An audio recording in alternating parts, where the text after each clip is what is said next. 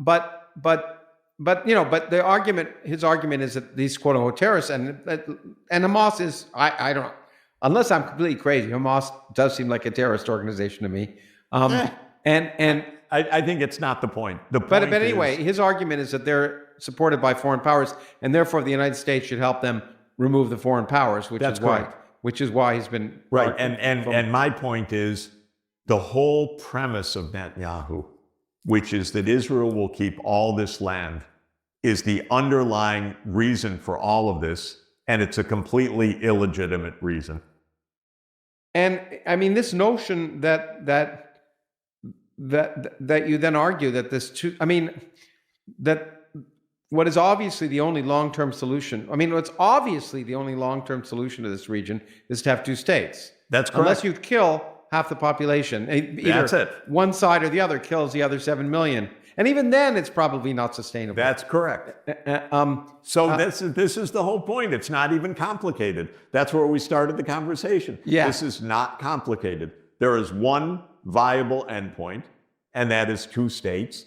And one side right now, Israel, completely rejects that. And the other side, which is the Arab countries and the Organization of Islamic Cooperation and the BRICS and the G20 and the UN General Assembly, all support the two-state solution. So I live in the world of diplomacy. I've spoken with foreign ministers across the Middle East in the last 4 weeks, top foreign ministers.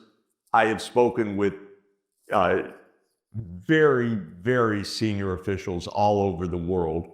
There is an overwhelming will for two states, and within that, Lawrence, for demilitarization, for ending the belligerencies, for stopping armaments of Hamas. Then groups like Hamas are what they are, which is completely dependent organizations on states, just like Netanyahu says. He just comes to a different conclusion. We agree. Hamas is nothing but for the states that support it. So he and I agree. He just has a different view. His view is one state, Israel, that's it. And my state is, that's obnoxious, that can never lead to peace. And Mr. Netanyahu, stop getting my country, the United States, into your wars. That's my point. Okay, but one would have to say, I know we've had this discussion before. You've worked with the United Nations, and you hold it in higher regard than I do, frankly. Yeah. But and I don't know if it's true that UN operatives were a part of the October 7th. No. At least UN health. No. You think that's propaganda? You're sure it's propaganda? It's worse than propaganda. It goes by the initials of BS. Yeah, okay. So, but aside from that, if you look at,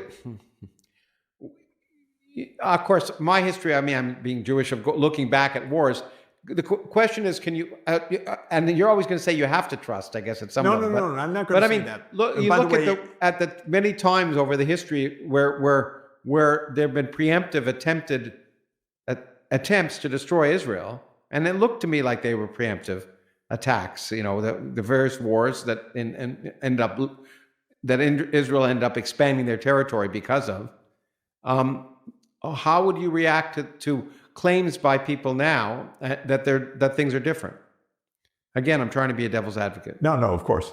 There's a long story which we should take up at some point, but not now. Is Israel or the Jewish people have had control over supposedly their ancient homeland for a few hundred years of the last 3,000 years. It raises a question why. Okay, I'll give you an example. In 66 AD, Jewish extremists launched a rebellion against Rome. Okay, I put this in the category, are you kidding? Are you kidding? Well, they said, this is, I don't know, God told us to do this, or we need to do this. And my attitude is, I can't express how I would really say it on polite company, but It is basically, are you kidding? You're going to have a rebellion against the Roman Empire? Well, they did. And in 70 AD, the temple was destroyed. And one of the high points of Jewish, or I shouldn't be flippant about it, but one of the most famous moments of Jewish history is a mass suicide on the fortress of Masada. Okay, to my mind, if mass suicide is your kind of emblem, national emblem, something's a little wrong with the thinking.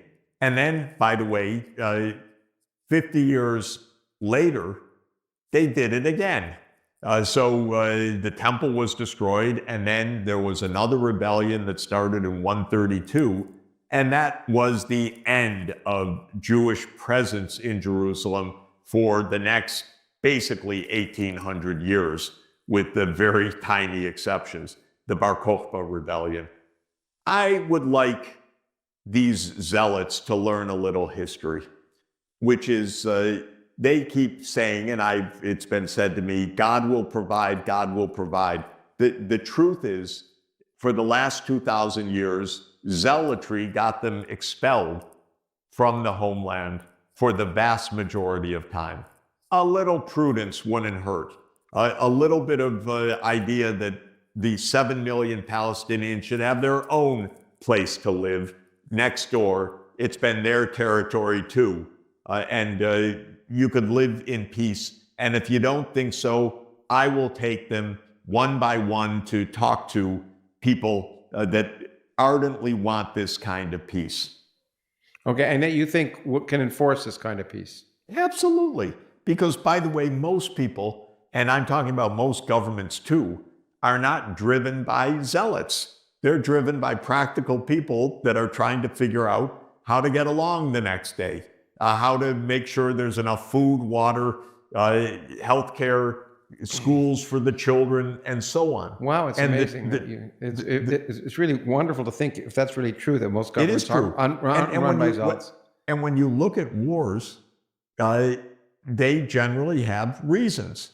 And the wars in Ukraine, I've expressed my view about the reason, which is the United States can't leave good enough alone. And when I look at the wars in the Middle East, it's because of a failure to have a fair settlement of two peoples. Practical, pragmatic. Okay, last issue of this is, well, they come together. Two terms that are used a lot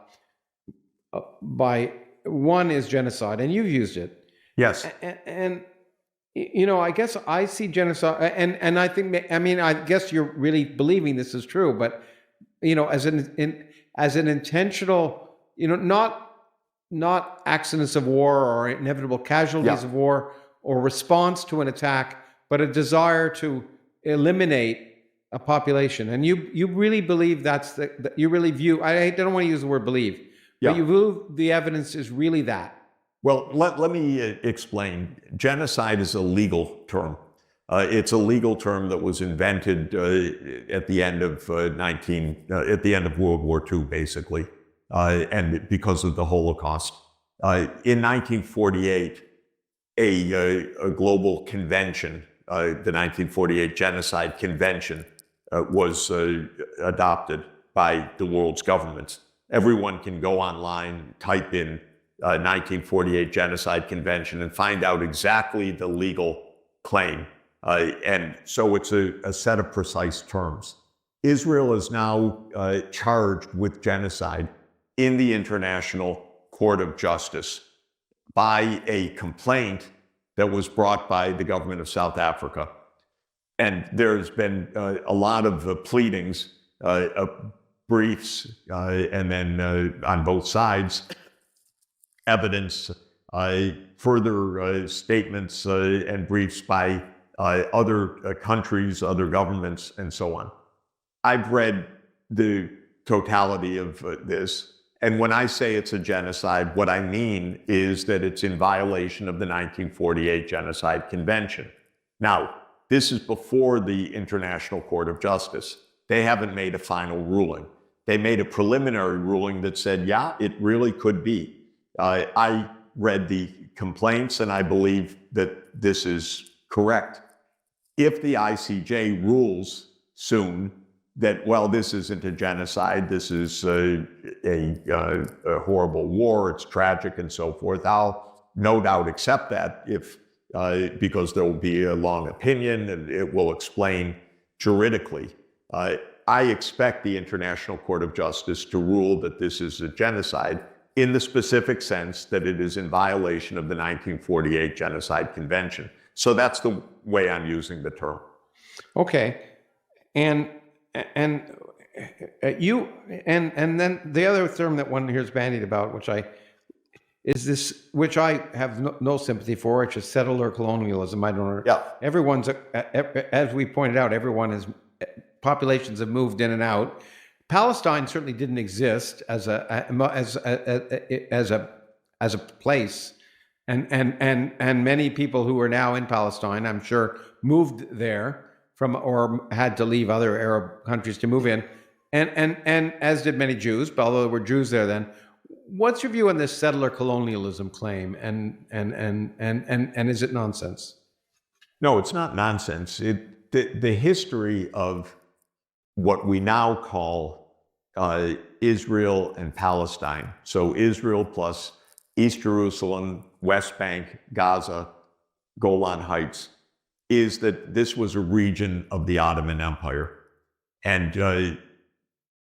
in 1915, 1916, 1917, in the midst of World War I, the British promised this land to three different parties. Now, Britain was not in control of any of it.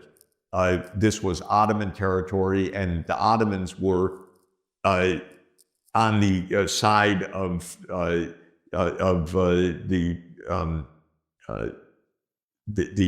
German and Austro-Hungarian Empire in World War I against the British, the French, and the Russians. And so Britain was promising this territory first to the Arabs, to one group of Arab leaders said, fight with us, we give you this land. They promised it to the French in the so-called Sykes-Picot, and they promised it to the Jews as a Jewish homeland in 1917 in the Balfour Declaration. I regard in general the British as about the most cynical leaders in the world, because they were the world's dominant empire and they behaved like the Americans behave today. They behaved with impunity. They were fighting a war. They were using their sway and so forth, but they ended up making a colossal mess that's been with us for 100 years. In 1921, what we call Palestine, well, what we call Israel and Palestine, basically the land from the Jordan River to the Mediterranean, became British. Britain gained a mandate in the new League of Nations. That's what this territory is. When Britain gained that mandate, the Jewish population at that time was a little under 10% of the population, and the non-Jewish population, which was roughly 3/4 Muslim and 1/4 Christian, was the rest of the population. There's a lot of interesting anthropology and sociology of where those people were, but many of them had lived there for centuries. This is plain. This was an agricultural region and people lived there, and also somewhat of a commercial region, at least on a small scale, as part of the Ottoman Empire for many, many centuries. But under the British mandate and the Balfour Declaration, Britain said, okay, we're going to enable this to be a Jewish homeland. And because of the persecution of Jews and the poverty of Jews in Eastern Europe and after the Bolshevik Revolution in what became the Soviet Union and so forth, there was an in-migration of Jews into this new so-called mandatory territory. From the first day, the Arabs said, "What the hell is this? You're just upsetting the demographic balance." So it was an anti-immigrant sentiment, it was, of course, a settler colonial enterprise in a literal sense. These were settlers coming in under a colonial mantle. And that's where the term originates. So in a literal historical sense, this is precisely what it is. Now, those that were coming in said many things. Some said, this is our ancestral home, this is our right. Others said, we're not going to make noise, we're just coming in, we just want a place to live, we won't bother, and so forth. But over time, the Jewish population continued to expand. The Arab resistance to it continued to grow. And suddenly, by the 1930s, there were two significant peoples, and there was increasing inter-community feuding and violence. And then came, what do we do about this? And the British established a commission in 1936 called the Peel Commission, which said, oh, maybe there needs to be two separate states, a kind of partition. And in 1947, the UN, very much influenced by the pro-Zionist side, said, two states, but we get the best part, said the Jews. They get 56% of the land for 33% of the population. The Arabs said, no, we don't accept that. We don't like this drawing of the map. Israel declared independence on that basis. The Arab states attacked. They were defeated. Israel became a sovereign state, and there was no state of Palestine.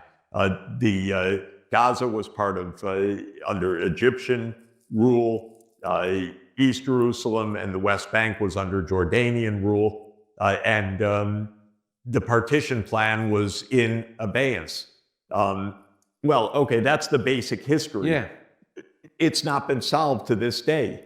And I think the Peel Commission or the 1947 partition, though it wasn't very fair, it's the basis still that the whole world says, yeah, there need to be two states. Now, by the way, Palestine, the Palestinians would end up, I think it's with 22% of the land. It's something much, much smaller in what they're claiming now. Than what they could have had back then. Yeah, and the Israelis are saying, no way, it's all of ours. And so this is the craziness of it. It's crazy. I mean, but that's what I'm saying. Right now, they're settled for something much less they would have gotten in the original partition. But I guess the point I'm making is that this is an excellent history, an excellent summary of the history. Yeah. But it's history, and it's nice to know the history. But it's 100 years ago, 1921, and you can't remake the world in 2024 like it was. Oh, yeah. And what I'm suggesting is we go with international law. Yeah. We go with the decision recently of the International Court of Justice. We go with the 50 years of resolutions of the UN Security Council. And what that says is two states on the border of the 4th of June, 1967. Each of the two states has Jerusalem as its capital, one in West Jerusalem, one in East Jerusalem. And we get on with life. And now what's interesting for me about that, you could say it's not fair. The Palestinians are half the population, but they only end up with 22% of the land or something like that. But the truth is, it is the right focal point for ending this conflict because that solution, which I just outlined, is supported by about 180 countries in the world. Including, and even the United States says so. But then when it comes to a vote, the U.S. always sides with Israel so far. And so I say we're one vote away from the two-state solution. The U.S. just has to reverse its veto. Yeah, great. That I think more important than 180 countries, as far as I can tell is that the countries bordering Israel all support that. In 2002, the Arab League put forward a peace initiative. it's one of the great hidden secrets because in the Western media, you don't hear what the Arabs do, you hear what the Israelis say. Yeah. But the fact of the matter is, in 2002 and then in every year since then, what's called the Arab Peace Initiative has been reiterated.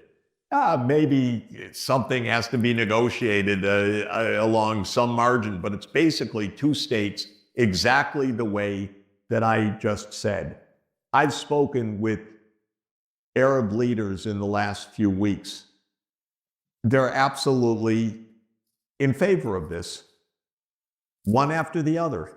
And, Israel might, don't believe them. But I would say to Israel, you're phony.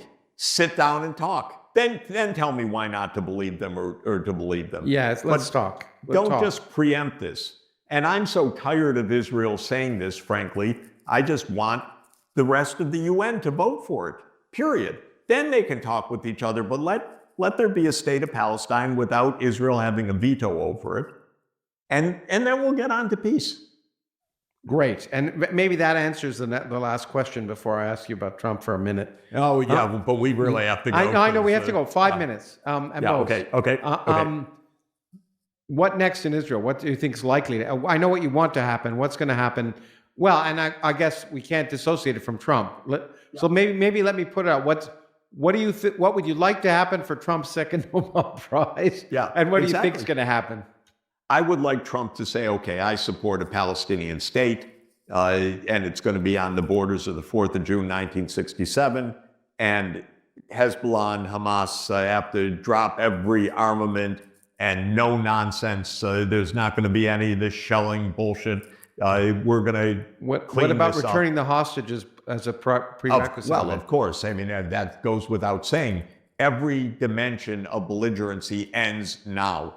You get what you want. This side gets what it wants. Both sides live in peace. You stop bickering. If you want to talk to each other, fine. If you don't want to talk to each other, don't talk to each other. And I'm going to go collect my second Nobel Peace Prize. Okay, that's what you'd like to have happen. Exactly. What do you think is going to happen? Because I think that's as likely as a snowball in hell. But anyway. I hope that we don't continue with all sorts of illusions. The illusion of Trump and Biden, Trump won and Biden was, Palestine, no one cares about Palestine. We're going to make normalization of Israel with its neighbors anyway, no Palestinian state. We're going to give F-35s to Saudi Arabia. Maybe we'll sweeten it with a defense pact. This has been the absolute aim of both administrations, and Saudi Arabia was the big prize for it.